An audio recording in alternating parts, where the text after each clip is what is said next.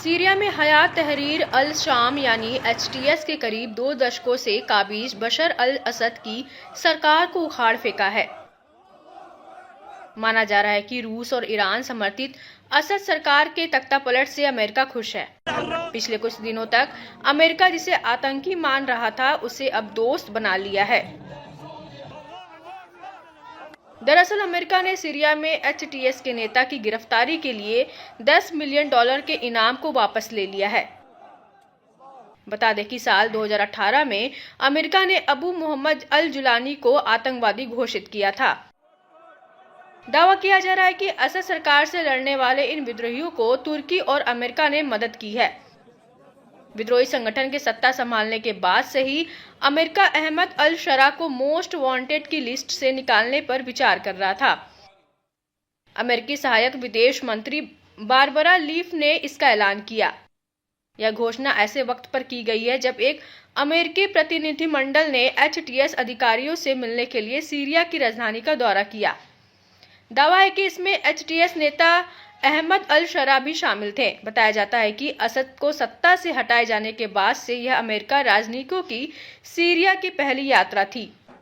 ऐसे में सवाल उठता है कि क्या अमेरिका की नज़र अब अबू मोहम्मद अल जोलानी अमेरिका के लिए आतंकी नहीं रहा है।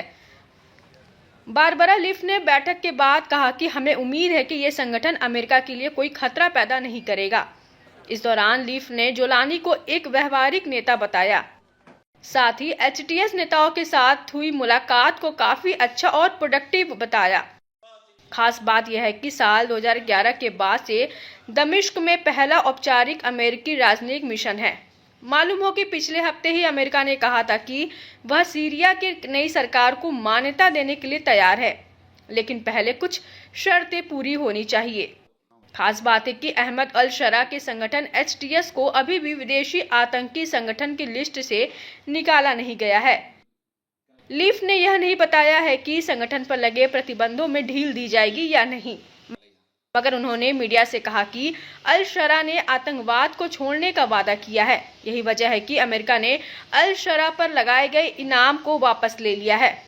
हालांकि अमेरिका के इस फैसले को लेकर अटकलें लगाई जा रही हैं कि यह अमेरिका रणनीति का हिस्सा हो सकता है, जिससे वह सीरिया में लापता अमेरिकी नागरिकों को, खास तौर से पत्रकार ऑस्टिन टाइस की तलाश की जा सके।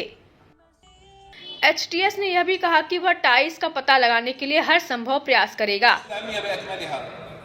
इस बीच अमेरिका ने माना कि सीरिया में उसके करीब 2000 सैनिक हैं, जो पिछले अनुमान से 2 गुने से भी ज्यादा है। बता दें कि अमेरिका ने साल 2014 में ISIS को हराने के मकसद से देश में सैनिक भेजना शुरू किए थे, लेकिन 2017 में ISIS की हार के बाद भी अमेरिकी सैनिक सीरिया में बने हुए हैं।